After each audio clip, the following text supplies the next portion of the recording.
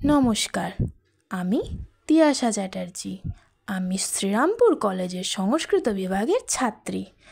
আপনাদেরকে জানাই আমার চ্যানেলে স্বাগতম। আজ আমি আপনাদের সামনে তুলে ধরতে চলেছি কালিদাসের জীবনী। আচ্ছা, কালিদাস সম্পর্কে তো আমরা অনেকেই জানি, তার রচনাবলী কম বেশি আমরা সবাই পড়েছি। মালবিকাগ্নিমিত্রম, অভিজ্ঞান শকুন্তলমের মতো বিখ্যাত নাটক এবং মেঘদূতম কুমার সম্ভবনের মতো কাব্যগ্রন্থগুলি তারই রচনা। হয়তো এমন খুব কম লোকই আছে যারা কালিদাসের সম্পর্কে জানে না বা তার নামটা শোনেনি। এরপর আসছে তার জীবনী সম্বন্ধিত একটি ছক, যেখানে আমরা জানব যে তার জন্ম কোথায়, তার মৃত্যু কোথায়, তিনি দাম্পত্য সঙ্গী হিসাবে তার স্ত্রীর কথা এবং তার পেশা প্রভৃতি।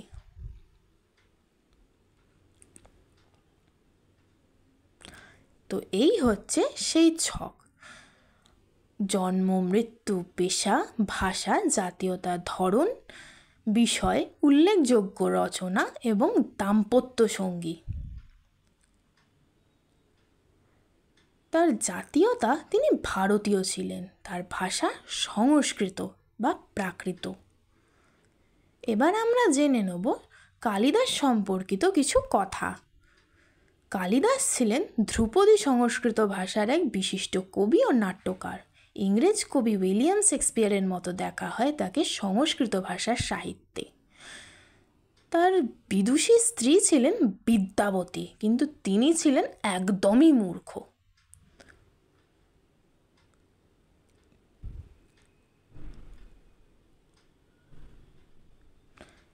এরপর আসছে বাণভট্ট রচিত হর্ষচরিত গ্রন্থে তার সময়কাল নিয়ে দুটি মত। আপনারা তো দেখতেই পাচ্ছেন।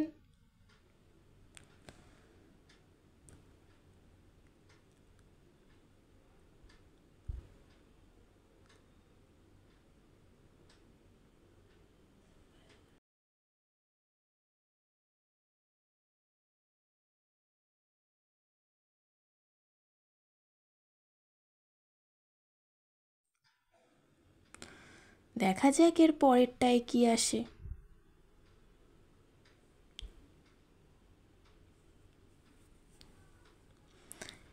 এবার আসছে তার জীবনী। কালিদাসের রচনা অত্যন্ত সুপরিচিত হলেও তার জীবন সম্পর্কে বিশেষ কিছু জানা যায় না। বলা হয়, প্রথম জীবনে যখন তিনি বিয়ে করেছিলেন, তার স্ত্রী যখন জানতে পারেন তিনি মূর্খ, তিনি তাকে প্রচণ্ড অপমানিত করেন। অপমানের জ্বালা সইতে না পেরে তিনি আত্মহত্যা করতে যান নদীতে ঝাঁপ দিয়ে। তখন বিদ্যার দেবী সরস্বতী তাকে বর প্রদান করেন এবং তার প্রাণ রক্ষা করেন। তার অবস্থান ছিল উজ্জয়িনী অথবা কলিঙ্গে, ঠিক জানা যায় না। তার জন্মস্থান নিয়ে মতবিরোধ আছে।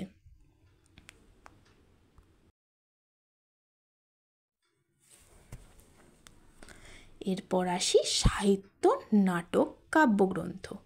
মালবিকাগ্নিমিত্রম, অভিজ্ঞান শকুন্তলম, বিক্রমবর্ষীয়ম, এগুলো হলো নাটক। কাব্যগ্রন্থ মেঘদূতম, কুমার সম্ভবম, রঘুবংশম এবং ঋতুসংহার। এবার আসি একাধিক কালিদাস তত্ত্বে।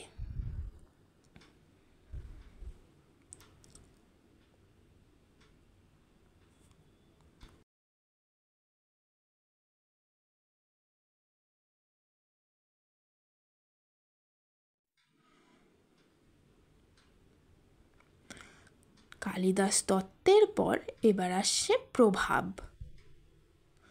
কালিদাসের রচনাবলী ইংরেজি ভাষায় অনুবাদিত হয়েছে।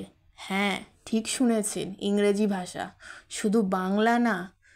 তিনি এতটাই মহান ছিলেন যে তার রচনাবলী সংস্কৃত থেকে ইংরেজি ভাষায়ও রূপান্তরিত করা হয়েছে।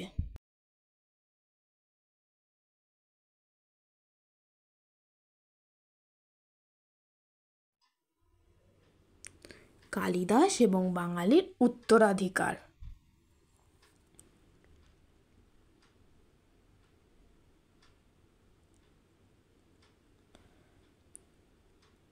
লৌকিক কাব্য নাটকের জগতে কালিদাস সার্বভৌম সম্রাট।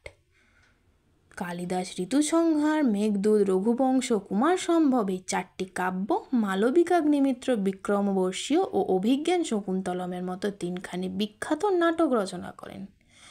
এছাড়া কালিদাসের প্রেম চেতনা সম্ভোগের সীমা ছাড়িয়ে ত্যাগের আদর্শে পবিত্র রূপ লাভ করেছে।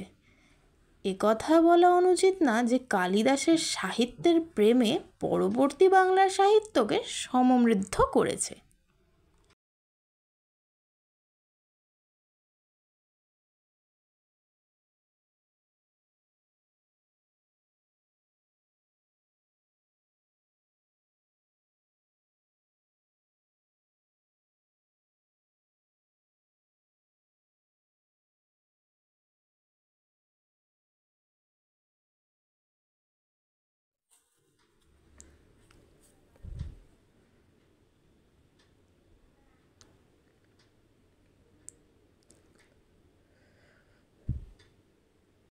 বৈষ্ণব পদাবলীর মধুর কাকলিতে মধ্যযুগের বাংলা সাহিত্যের পূর্ণতা লাভ করেছে। প্রেম ও সৌন্দর্যের কবি কালিদাসের প্রেম ও চেতনার ছায়া বৈষ্ণব সাহিত্যে প্রকাশিত হয়েছে। কালিদাসের মেঘদূতমের 2টি ভাগ, পূর্ব মেঘ এবং উত্তর মেঘ। এখানে উত্তর মেঘের একটি ছোট বর্ণনা রয়েছে, যেখানে বিরোহিণী প্রিয়ার বর্ণনায় যক্ষের উপমা প্রয়োগ হয়েছে। দেখা যাক এরপর কি আসছে।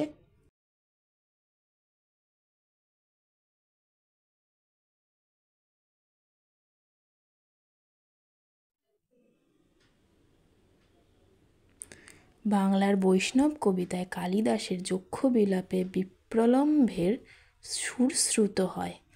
আপনারা কি বুঝতে পারছেন কালিদাস ঠিক কতটা মহান ছিলেন, যার জন্য তার প্রভাব, তার লেখা আজও আমাদের মধ্যে অমর হয়ে রয়েছে এবং আগামী এবার আমরা দেখব অভিজ্ঞান শকুন্তলম নাটক, যা আমি সংক্ষেপে রচনা করেছি। এটি রাজা দুষ্যন্ত এবং শকুন্তলার গল্প, তাদের প্রেম, বিচ্ছেদ এবং অবশেষে পুনর্মিলনের গল্প। এটি কালিদাসের অন্যতম সেরা একটি নাটক। নাটকের মূল দিকগুলি প্রেমের গল্প, বিচ্ছেদ এবং পুনর্মিলন। মূল চরিত্রে আছে দুষ্যন্ত এবং শকুন্তলা। গোপনে বিবাহের পর দুষ্যন্ত তার রাজ্যে ফেরত যান এবং ঋষি দুর্বাসার অভিশাপের ফলে শকুন্তলা একা হয়ে পড়েন। পরে ঋষি দুর্বাসার কাছ থেকে অভিশাপ পেয়ে তার স্বামী তাকে ভুলে যায়, কিন্তু অবশেষে তাদের পুনর্মিলন হয়। এই নাটকের থিম প্রেম, কর্তব্য এবং স্মৃতিশক্তি হারানোর ওপর, কিন্তু অবশেষে তাদের পুনর্মিলন। দেখা যায় কালিদাসের রচনাতে সাংস্কৃতিক তাৎপর্য এবং সাহিত্যিক যোগ্যতা দুই বর্তমান থাকে। অভিজ্ঞান শকুন্তলম তার মধ্যে একটি। আজকের মতো এখানেই থাক। শুভরাত্রি।